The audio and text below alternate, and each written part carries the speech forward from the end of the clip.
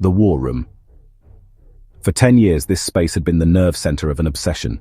Here, amidst maps and charts, they had gathered the disparate pieces of a legend. A puzzle scattered across more than 2 centuries. The infamous Oak Island mystery. A riddle whispered since 1795, luring generations with promises of unimaginable treasure. They believed they had every clue. The lead cross with its mysterious origins. The coded 90-foot stone, a message from the past, found and then lost. Boulders arranged in the shape of a cross pointing to... what? But their wall of confusion offered no clear path forward. It was a library of dead ends. They were missing the one thing that mattered, the key. Not a physical object, but a new perspective to see the pattern hidden in the noise. They had no idea that in just a few moments their decade of work, and the 2 centuries of failure before it, was about to be upended. The entire 227-year-old mystery would be solved in less than 10 minutes. Their efforts had been monumental, digging 100, then 160 feet down. But every attempt was met with the island's notorious defenses, impenetrable oak logs and the infamous flood tunnels. They came up with only mud and water. For centuries, the promise of something more had kept people coming back. But now, the cold Canadian winter was closing in. The ground would soon freeze. The search would pause once again. They felt the weight not only of their own years, but of all who had searched before them, men who had sacrificed fortunes, reputations, and in some cases, their very lives chasing this same shadow. The few tangible things the island had surrendered were laid out before them, anchors to the past but offering no map to the future. Tonight, the mood was lower than ever. They were out of road. But Rick Lagina knew they could not give up. This was never just about treasure. It was about solving the puzzle, honoring a promise made in childhood. He looked at the wall, at his defeated team, and knew that somewhere in that chaos, the answer was staring right back at them. After weeks of dead ends, the war room had grown stale with frustration. The team of engineers and historians was stuck, staring at the same impossible paradox. They needed a new perspective. The next morning, that perspective arrived. Dr. Aris Thorne entered the room, bringing a new energy with her. She was not a treasure hunter, not an engineer. She was a symbologist, a specialist whose reputation preceded her. She saw narratives where others saw only decoration. While the team gestured towards the sprawling maps that had consumed them, Aris's attention was drawn elsewhere. She bypassed the grand theories and went straight to the smallest, most overlooked piece of evidence, the lead cross. It had been catalogued as a minor personal effect, but nothing more. With a quiet request, the case was opened. The room fell silent. They had examined this cross 100 times, but not like this.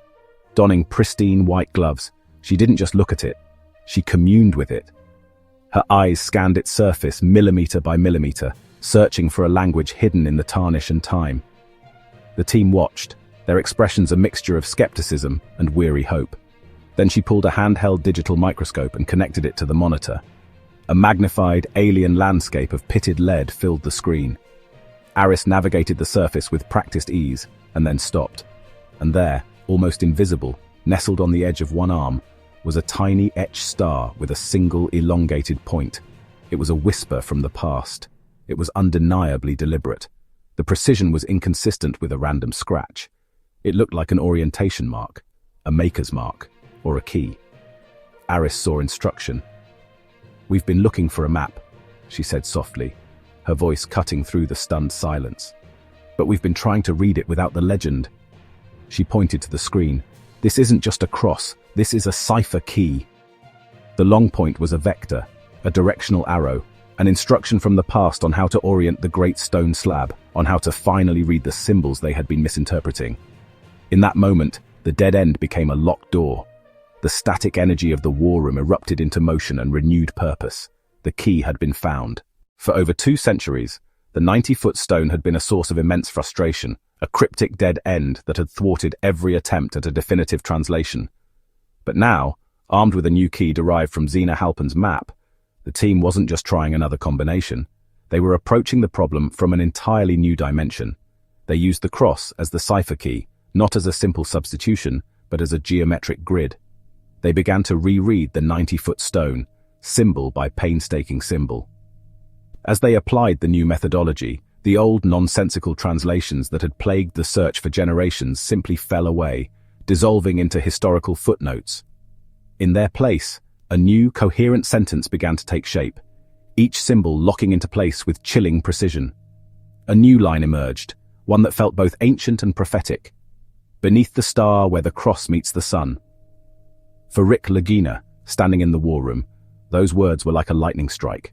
The star, the cross, the sun. It wasn't just a riddle, it was a set of celestial coordinates. He had a massive eureka moment, a sudden, stunning realization that connected 2 centuries of disparate clues. The cross wasn't just a symbol on the stone, it had to be Nolan's cross, the massive boulder formation that spanned the island. And the star wasn't just a word, it was a guide in the heavens. He finally understood. The star, the cross, the sun, it was all part of a giant celestial clock, an ancient machine designed to reveal a secret at a single, precise moment in time. He raced to the map, his theory taking shape. What if Nolan's cross wasn't just a landmark, but a terrestrial map of a specific star constellation? He overlaid the star chart onto the survey of Nolan's cross.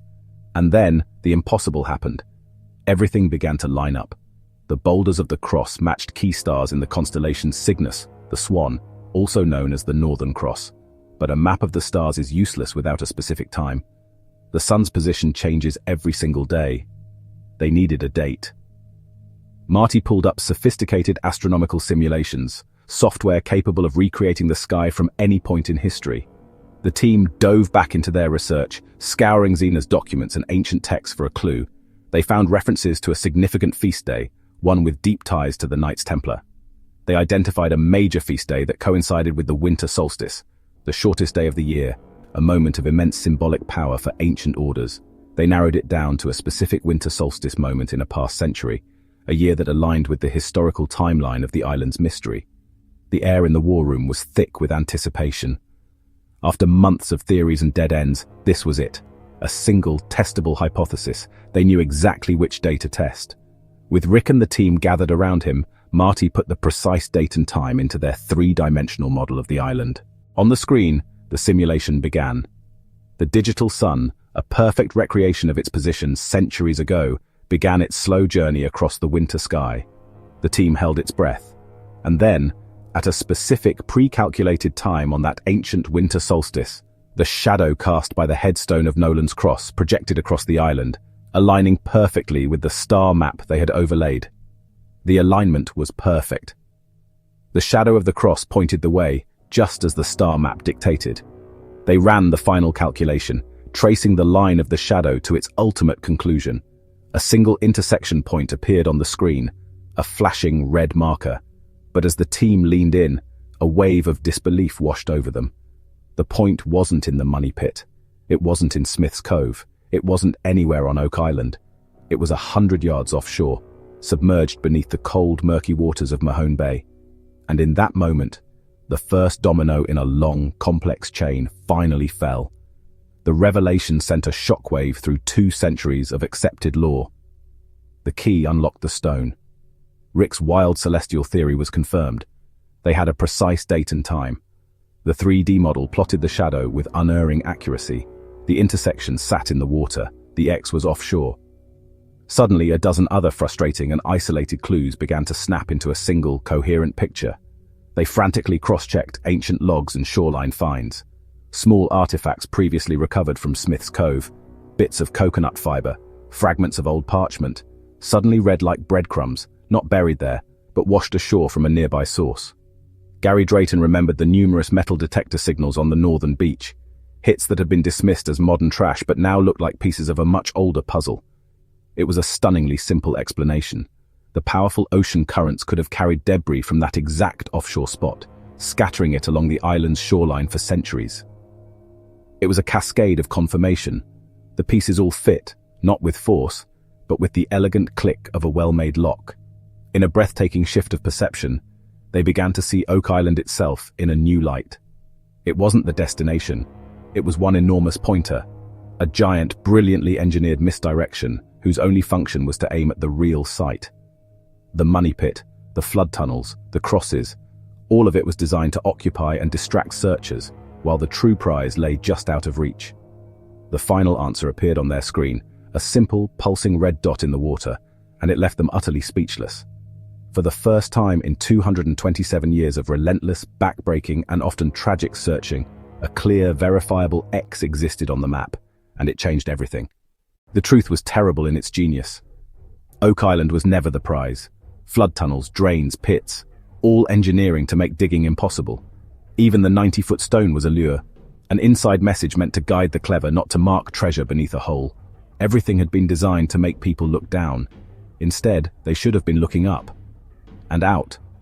They were not angry so much as impressed. The plan had worked for centuries. Every failed dig was part of the shield protecting the true site. The true X was calm, cold, offshore, waiting beneath the water. The next morning, they left Oak Island behind, not in defeat, but with a map and purpose. It had taken a decade to assemble the puzzle, 10 minutes to solve it.